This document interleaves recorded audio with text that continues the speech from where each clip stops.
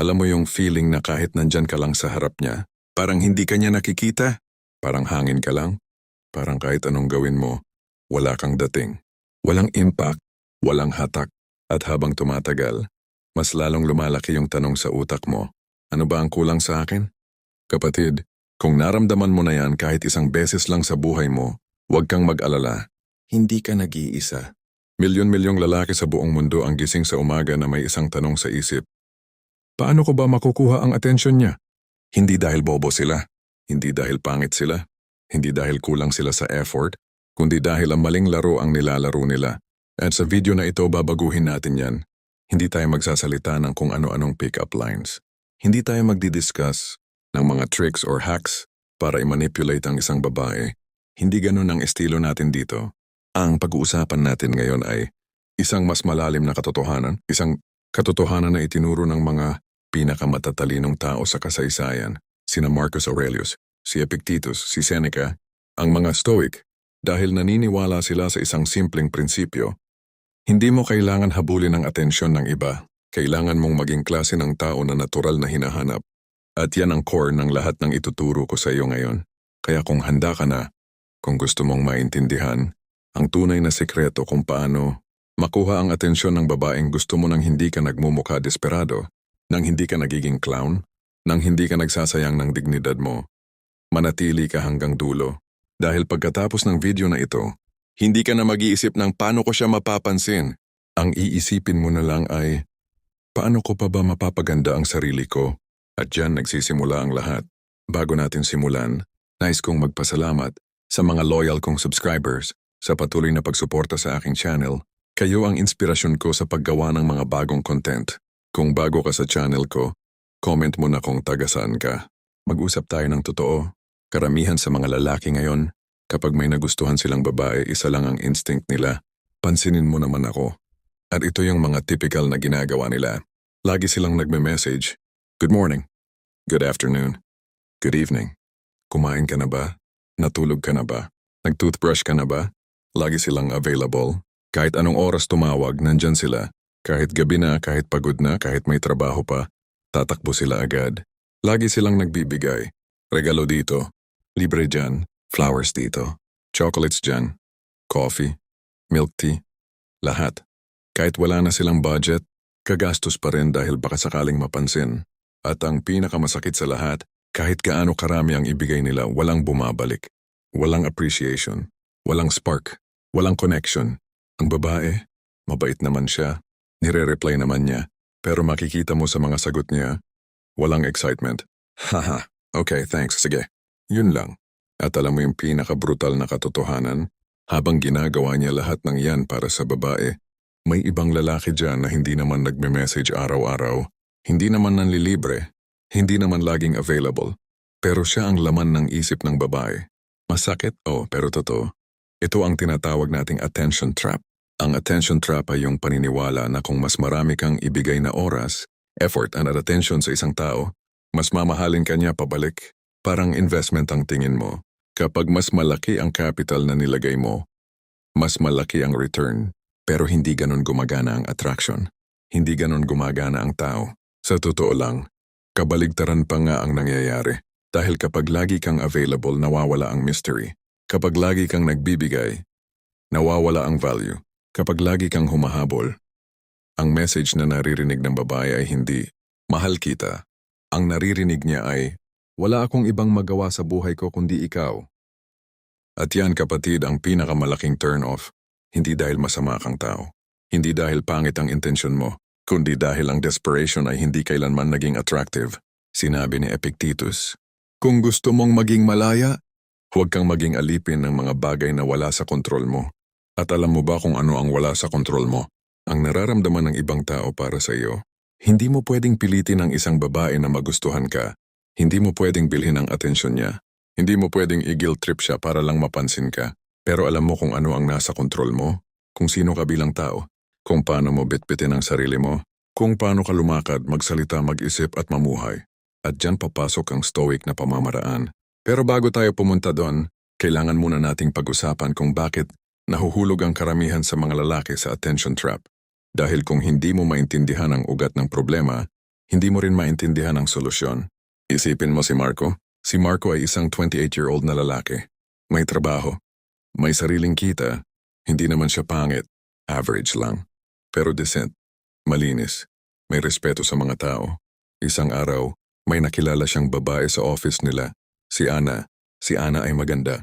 Hindi yung tipong artista na maganda, pero yung tipong kapag pumasok sa kwarto, may napapansin, may aura, may dating. At syempre, nag-click agad si Marco. Nagsimula siyang mag-approach. Unang linggo, small talk. Pangalawang linggo, nag-offer ng coffee. Pangatlong linggo, nag-message na sa messenger. At ayos naman ang simula. Nagre-reply si Ana. May mga smiley faces, may mga haha, parang may pag-asa. Kaya ano ang ginawa ni Marco? Dinoble niya ang effort. Araw-araw nang nagme-message. Nag-good morning, nag-good night, nag-send ng memes, nag-send ng TikTok videos, nag-send ng Spotify playlist. Para sa iyo yan, sabi niya. At sa simula, natuwa naman si Ana. Pero pagkatapos ng 2 linggo, nagbago na ang energy. Hindi na agad nagre-reply si Ana. Minsan to scene na lang. Minsan naabuti ng 3 oras bago sumagot. At kapag sumagot naman, isang salita lang. Nice. Haha. Thanks. Pero imbis na mag-back off si Marco, lalo pa siyang nag-push. Nag-send ng bulaklak sa office. Naglibre ng lunch. Nag-volunteer na ihatid pa uwi. At alam mo kung anong nangyari. Nag-iba na ang tingin ni Ana sa kanya. Hindi na siya yung cute office mate na friendly. Naging yung clingy na lalaki na hindi tumitigil. At sa isang gabi habang nag-i-scroll si Marco sa Instagram ni Ana, nakita niya ang pinakamasakit na post. Larawan ni Ana, kasama ang ibang lalaki. Nakangiti, masaya, may caption pa. With this guy. Boom. Parang nabasag ang mundo ni Marco. Hindi niya maintindihan. Siya ang nandoon araw-araw. Siya ang nag-effort. Siya ang nagbigay ng oras, pera, at atensyon. Pero ibang lalaki ang napili. Bakit? Ito ang tanong na kumakain sa loob ang karamihan ng mga lalaki. Bakit hindi ako? Bakit siya? Ano ba ang meron siya na wala ako? At dito nagsisimula ang self-destruction. Dahil kapag hindi mo naintindihan kung bakit ka nire-reject, 2 lang ang mangyayari. Isa, sisisihin mo ang sarili mo. Iisipin mong hindi ka enough. Na kulang ka. Na may mali sa'yo. At dahan-dahan, mawawala ang confidence mo. 2, sisisihin mo ang babae. Iisipin mong, lahat naman ng babae ganyan. Na wala silang pake, na gusto lang nila ng pera, na gusto lang nila ng gwapo. At dahan-dahan, magiging bitter ka. Pareho silang mali. Dahil ang totoo walang masisi. Ang problema ay hindi si Marco. At hindi rin si Ana. Ang problema ay ang approach. Bumalik tayo sa mga Stoics sandali. Si Seneca, isa sa pinakamatalino na Stoic philosopher, may sinabi siyang ganito. Ang taong humahabol sa lahat ay walang nakukuha. Ang taong umuupo ng may katahimikan sa sarili niyang halaga ay siya ang hinahanap ng lahat. Ibig sabihin, ang lalaking desperado, kahit gaano kaganda ang intensyon niya, ay nagpapadala ng maling signal. Hindi niya alam pero ito ang sinasabi ng kanyang behavior. Wala akong ibang buhay maliban sa'yo. Hindi ko kaya mag-isa. Kailangan ko ng validation mo para maging masaya. At para sa isang babae na matalino, na may sariling mundo, na may sariling buhay, yun ang red flag. Hindi dahil masama ang nagbibigay ng attention, kundi dahil kapag yun lang ang meron ka, walang substance sa likod. Parang candy na walang laman. Matamis sa labas pero kapag kinagat, hangin lang ang nasa loob. At ito ang nakakalungkot. Dahil hindi naman talaga ganun si Marco bilang tao. Si Marco ay may trabaho, may ambisyon, may mga pangarap, may mga kaibigan. Pero nung dumating si Ana sa buhay niya, tinalikuran niya lahat ng yan para lang mag-focus sa isang bagay. Paano ko mapapansin si Ana? Nawala ang gym, nawala ang mga tropa, nawala ang overtime at ambisyon, nawala ang reading at self-improvement. Lahat ng energy niya napunta sa isang babae na hindi naman niya girlfriend. At alam mo ang pinakamasakit? Yung lalaking nakuha si Ana, hindi naman nag-e-effort ng ganun. Hindi siya araw-araw nagme-message. Hindi siya nagbibigay ng bulaklak. Hindi siya available 24/7. Pero may isang bagay siyang meron na wala kay Marco. Sariling mundo. May sarili siyang buhay na exciting. May sariling goals. May sariling direction. May sariling passion. At dahil doon, kapag lumabas siya sa kwarto is may dating, may aura, may gravity. Hindi niya kailangan habulin si Ana. Dahil si Ana mismo ang nahila papunta sa kanya. Bakit? Dahil ang attraction ay hindi tungkol sa kung gaano kakarami ang ibigay. Ang attraction ay tungkol sa kung gaano kaka-interesting bilang tao. At ang lalaking walang sariling mundo, kahit gaano kaganda, ang puso niya ay hindi interesting. Masakit oo, pero kailangan mong marinig. Dahil kung hindi mo marinig ngayon, mauulit at mauulit ang cycle na yan sa buhay mo. Magugustuhan mo, hahabol ka, ma-friendzone ka, magagalit ka, magmo-move on ka, tapos magugustuhan mo ulit. Hahabol ka ulit at uulitin ang buong kwento.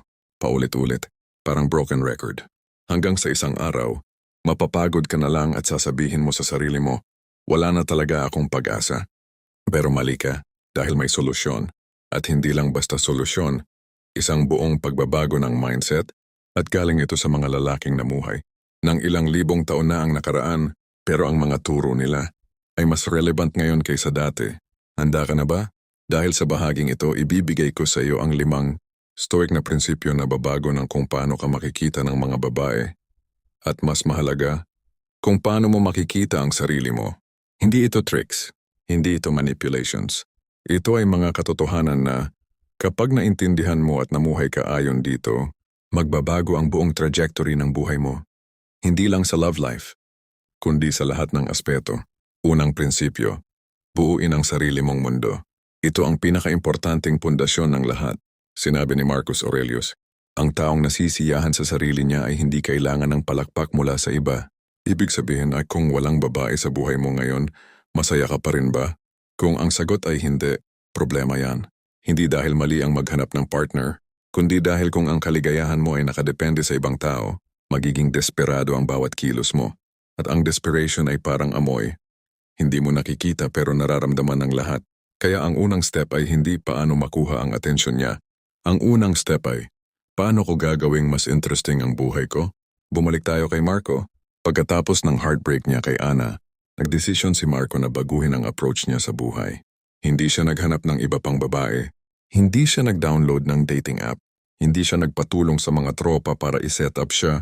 Ang ginawa niya, bumalik siya sa gym. 3 beses sa isang linggo. Walang excuse. Bumalik siya sa pagbabasa. 1 libro bawat buwan. Stoic philosophy, business, psychology, history. Nag-enroll siya sa isang online course para ma-improve ang skill niya sa trabaho. Sinimulang ayusin ang mga bagay sa bahay niya. Nilinis ang kwarto. Inorganize ang gamit. Pinalitan ang kortina. Binili ang mga halaman. Ginawa niyang sanctuary ang sarili niyang space. Hindi niya ginawa ito para mag-impress ng babae. Ginawa niya ito para sa sarili niya. At alam mo kung ano ang nangyari? Pagkalipas ng 3 buwan, iba na si Marco. Hindi dahil nagbago ang itsura niya ng malaki, pero nagbago ang energy niya. Mas kalmado, mas composed, mas confident. Hindi yung mayabang na confident, kundi yung tipong kapag lumakad siya, may direction. Kapag nagsalita siya, may substance. Kapag tumahimik siya, hindi siya awkward. Komportable lang siya sa sarili niya. At yun kapatid, ang pinaka-attractive na quality na pwedeng magkaroon ng isang lalaki. Hindi ang abs, hindi ang pera, hindi ang kotse, hindi ang damit, kundi ang pakiramdam na hindi siya nangangailangan ng kahit sino para maging kompleto. Kaya simulan mo na ngayon. Tanungin mo ang sarili mo, kung wala akong hinihintay na babae, ano ang gagawin ko sa oras ko? At anuman ang sagot sa tanong na yan, gawin mo. Pangalawang prinsipyo, huwag ibigay ang lahat ng atensyon mo. Ito ang pinakamahirap na prinsipyo para sa mga lalaking marupok ang puso, pero kailangan mong maintindihan ito. Sinabi ni Epictetus, ang halaga ng isang bagay ay tumataas kapag bihira, at bumabagsak kapag sobra-sobra. Pag-isipan mo, bakit mahal ang ginto? Dahil bihira. Bakit mura ang buhangin? Dahil nasa lahat ng dako at ang atensyon mo. Kung ibinibigay mo sa lahat ng oras, sa lahat ng pagkakataon, nang walang kondisyon, naging buhangin ka na. Hindi ko sinasabing huwag kang maging mabait. Hindi ko sinasabing huwag kang mag-message. Hindi ko sinasabing huwag kang magpakita ng interest. Ang sinasabi ko ay, huwag mong ibigay ang lahat. Dahil ang lalaking laging available ay hindi mysterious. At ang mystery ay isa sa pinaka-powerful na force ng attraction. Kapag hindi ka laging nandyan, nag-iisip siya, ano kaya ang ginagawa niya? Kapag hindi ka laging nagme-message, nag-iisip siya, bakit hindi siya nag-chat? Kapag hindi ka laging nagle-like ng posts niya, nag-iisip siya, napansin kaya niya yung post ko? At yung pag-iisip na yan, yun ang simula ng curiosity. At ang curiosity ang simula ng attraction. Pero pansinin mo, hindi ito manipulation. Hindi mo sinasadyang gawing insecure ang babae. Hindi ka nagga-ghost. Hindi ka nag-i-ignore. Ang totoo lang, busy ka talaga. Dahil kung sinunod mo ang prinsipyo numero 1, may sarili ka ng mundo, may gym ka, may hobby ka, may career goals ka, may mga kaibigan ka, hindi ka available, 24/7 hindi dahil nagga-game ka, kundi dahil may buhay ka. At yun ang difference. Ang lalaking nagga-game, nagpapanggap na busy pero wala namang ginagawa, nakahiga lang, nagbibilang ng minuto bago mag-reply. Ang lalaking stoic, totoong busy dahil may pinagkakaabalahan. Nagre-reply kapag may oras na dahil hindi siya alipin ng phone niya. Dalawang magkaibang tao, dalawang magkaibang energy. At ang babae, lalo na ang matalinong babae, alam niya ang difference. Pangatlong prinsipyo, kontrolin ang emosyon, hindi ang babae. Ito ang puso ng Stoic philosophy. Sinabi ni Marcus Aurelius, wala kang kapangyarihan sa mga pangyayari sa labas, pero mayroon kang kapangyarihan sa kung paano ka tutugon. Ang karamihan ng mga lalaki kapag may nagustuhan, nawawala ang kontrol. Masaya kapag nag-reply, malungkot kapag hindi. Galit kapag nakita na may kausap na iba, anxious kapag matagal ang reply, paranoid kapag nag-post ng story na wala siya. Parang roller coaster ang emosyon, at ang babae ang operator. At alam mo kung paano mo mararamdaman yan. Parang alipin ka, parang puppet na hinihila ng strings ng ibang tao. At hindi lang yan masama para sa'yo. Masama rin yan sa kanya. Dahil walang babae ang gustong maging responsable sa emosyon ng ibang tao. Walang babae ang gustong mag-isip na, kung hindi ako nag-reply agad, magagalit siya. O kaya, kung nag-post ako ng picture with my friends, mag-i-issue na naman siya. Yun ang pressure. At ang pressure ay nagdadala ng resentment. Kaya ang stoic na lalaki, kontrolado niya ang sarili niya. Hindi dahil wala siyang nararamdaman, kundi dahil hindi niya pinapayagan ang nararamdaman niya na mag-dictate ng actions niya. Nagustuhan niya ang babae? O, naramdaman niya ang kilig? Oo. Pero tumigil ba ang mundo niya? Hindi. Nagbago ba ang routine niya? Hindi. Nagpanik ba siya kapag hindi agad nag-reply? Hindi. Dahil alam niya, hindi niya kontrolado ang ibang tao. Ang kontrolado niya lang ay ang sarili niya.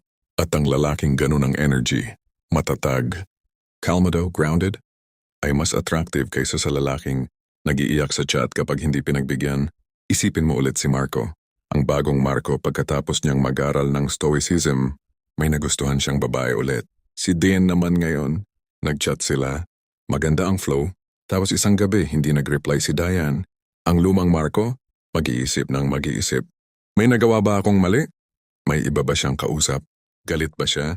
Ang bagong Marco, binaba ang phone, nagbukas ng libro, nagbasa ng 2 chapter ni Seneca, natulog ng maayos. Kinabukasan nag-reply si Diane.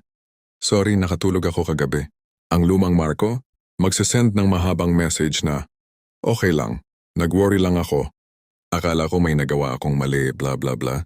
Ang bagong Marco, no worries. Hope you slept well. 3 salita, kalmado, confident, walang drama. At alam mo kung anong naging reaction ni Diane. Mas nag-effort siya sa conversation. Hindi dahil nag-game si Marco, kundi dahil na-sense niya na si Marco ay isang lalaking hindi nagdi-depend sa kanya para sa emotional stability niya. At yun ang nakaka-attract. Hindi ang paghabol, hindi ang pagmamakawa, hindi ang pagpapakita na nandito ako palagi, kundi ang pakiramdam na okay lang siya kahit wala ako. Pero pinipili niya akong kausapin. Yun ang powerful. Pang-4 na prinsipyo. Ang halaga mo ay hindi nakadepende sa sagot niya. Ito ang prinsipyong magpapalaya sa iyo. Sinabi ni Epictetus, huwag mong hayaang ang opinyon ng iba ang maging sukatan ng halaga mo. Ang karamihan ng mga lalaki, kapag nagustuhan nila ang isang babae at na-reject sila, ang tingin nila, bumaba ang value nila. Hindi niya ako type. Ibig sabihin may kulang sa akin. Pero mali. Ang rejection ay hindi measurement ng value mo. Ang rejection ay measurement ng compatibility. Pag-isipan mo, kapag pumunta ka sa restaurant at hindi mo nagustuhan ang ulam, ibig bang sabihin masama ang pagkain? Hindi. Hindi lang siya para sa panlasa mo. Ganon din sa tao, kapag hindi ka nagustuhan ng isang babae, hindi ibig sabihin na kulang ka. Ibig sabihin hindi ka para sa kanya at hindi siya para sa iyo. At ang lalaking nakakaintindi nito, Ang lalaking hindi nag-crumble kapag na-reject. Yun ang lalaking mapapansin. Bakit? Dahil ang confidence na hindi nasisira ng rejection ay napaka-rare. Karamihan ng mga lalaki, kapag sinabi ng babae na friends na lang tayo, isa sa dalawa ang gagawin. Isa, magagalit. Magiging bitter. Sasabihin lahat naman ng babae ganyan. Dalawa, magmamakaawa. Please, bigyan mo pa ako ng chance. Parehong unattractive. Pero ang stoic na lalaki, I understand. I respect that. I wish you well. Tapos aalis siya, hindi dahil hindi siya nasaktan, kundi dahil alam niyang ang dignity niya ay mas mahalaga kaysa sa atensyon ng kahit sino. At alam mo ang ironic? Minsan, hindi lagi pero minsan, ang babae ay nagbabago ng isip. Hindi dahil may magic, kundi dahil yung pagiging graceful sa rejection ay isang form ng strength na bihira makita. At ang strength na yon ay napaka-attractive. Pero kahit hindi magbago ang isip niya, okay lang. Dahil ang lalaking may sariling mundo, may sariling halaga, may sariling direction, ay hindi matatalo ng isang rejection. Marami pang babae sa mundo, pero ikaw lang ang ikaw. At hindi mo dapat isacrifice ang sarili mong worth para lang mapansin ng isang tao. Panglimang prinsipyo. Maging ang tao na hindi mo kailangan, hanapin kundi hinahanap. Ito ang pinakamatinding turo ng Stoic philosophy. Pagdating sa attraction, sinabi ni Marcus Aurelius, gawin mong perpekto ang sarili mo. At ang tamang tao ay darating sa tamang panahon. Ang karamihan ng mga lalaki ay gumagastos ng 90% ng energy nila sa paghahanap ng tamang babae. Pero ang stoic na lalaki, gumagastos ng 90% ng energy niya sa pagiging tamang lalaki. At yun ang game changer. Dahil kapag ikaw ay isang lalaking may direksyon sa buhay, may disiplina sa katawan at isip, may respeto sa sarili at sa iba, may passion na pinagkakaabalahan, may emotional maturity na hindi nag-crumble sa unang sign ng problema, hindi mo na kailangan hanapin ang atensyon. Ang atensyon ang hahanap sa iyo. Hindi dahil may tricks ka, hindi dahil may superpowers ka, kundi dahil ang taong ganun ng energy ay napaka-rare sa mundo ngayon. Tignan mo sa paligid mo, karamihan ng mga lalaki ngayon, walang direksyon, walang ambisyon, walang disiplina, buong araw nakascroll sa phone, walang exercise, walang growth. At sa gitna ng dagat ng mga lalaking ganun, kung ikaw ang isang lalaking may sariling mundo, may sariling halaga, may sariling lakas, masyempre mapapansin ka. Hindi mo kailangan sumigaw para mapansin. Ang araw hindi sumisigaw. Pero lahat ng tao hinahanap siya tuwing umaga. Ang isang lalaking may substance ay ganun din. Hindi siya maingay. Hindi siya nagpapakashowy. Hindi siya humahabol. Pero ang presence niya, nararamdaman. At yun ang klase ng lalaki na hinahanap ng mga babae. Hindi lang para sa isang gabi, kundi para sa isang buhay. Bumalik tayo kay Marco para sa huling beses. 1 taon na ang lumipas mula nung heartbreak niya kay Ana. Iba na siya ngayon. Nag-gym na siya ng consistent. Hindi bodybuilder level pero fit. Healthy. Malakas ang katawan at isip. Nabasa na niya ang mga libro ni na Marcus Aurelius, Seneca at Epictetus. Hindi lang binasa, in-apply sa buhay. Na-promote sa trabaho dahil nag-invest siya sa skills niya. May sarili na siyang mga hobby, nagbabasa, nagluluto, nagjo-jogging sa umaga. At isang araw sa isang coffee shop may lumapit na babae. Excuse me, is this seat taken? Si Marco kalmado. No, go ahead. Nag-usap sila. Hindi forced. Hindi scripted, natural, komportable. At alam mo kung bakit nag-click sila? Hindi dahil gwapo si Marco. Hindi dahil mayaman siya. Hindi dahil nag-effort siyang mag-impress. Kundi dahil si Marco ay isang lalaking kompleto kahit mag-isa. At ang babaeng yun? Nasense niya yun. Nasense niyang hindi siya hinahabol. Hindi siya pinupursue. Hindi siya pinagtatarget. Nag-usap lang sila ng dalawang tao na may sariling mundo. At nag-decide na mag-share ng isang moment. At doon nagsimula ang isang bagay na hindi kailanman makukuha ng desperation.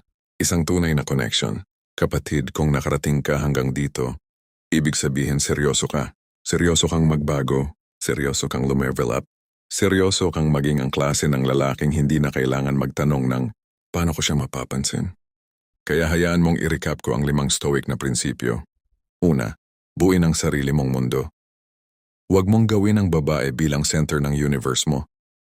Ikaw ang center ng sarili mong universe. Pangalawa, huwag ibigay ang lahat ng atensyon mo. Ang bihira ay mahalaga. Ang sobra-sobra ay mura. Pangatlo, kontrolin ang emosyon mo, hindi ang babae. Huwag kang maging alipin ng nararamdaman mo. Pang-apat, Ang halaga mo ay hindi nakadepende sa sagot niya. Rejection is not a reflection of your value. Panglima, maging ang taong hinahanap, hindi ang taong humahabol. Kung in-apply mo ang 5 prinsipyong ito, hindi lang sa love life mo kundi sa buong buhay mo, magiging iba ang lahat. Hindi dahil nagbago ang mundo sa paligid mo, kundi dahil nagbago ang tao na hinaharap ng mundo, ikaw. At yan kapatid ang pinakamatinding power na mayroon ka. Hindi pick-up lines, hindi tricks, hindi manipulation, kundi ang kapangyarihang baguhin ang sarili mo. Kaya simulan mo na ngayon. Bukas gumising ka ng maaga, mag-exercise, magbasa, mag-aral ng bago, ayusin ang kwarto mo, ayusin ang isip mo, ayusin ang buhay mo. At huwag mong gawin ito para sa babae, gawin mo ito para sa sarili mo. Dahil kapag ginawa mo ito para sa sarili mo, lahat ng iba pang bagay kasama ang tamang tao ay susunod.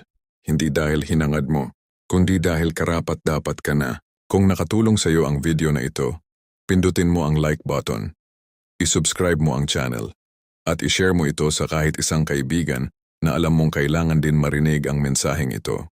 Dahil ang stoic na kaalaman, hindi ito para itago, ito ay para ipamahagi. At tandaan mo palagi, ang lalaking hindi humahabol ay hindi yung walang pake. Siya yung may sapat na halaga para hindi na niya kailangan pang tumakbo. Hanggang sa susunod na video, manatiling matatag, manatiling stoic. Maraming salamat sa panunood.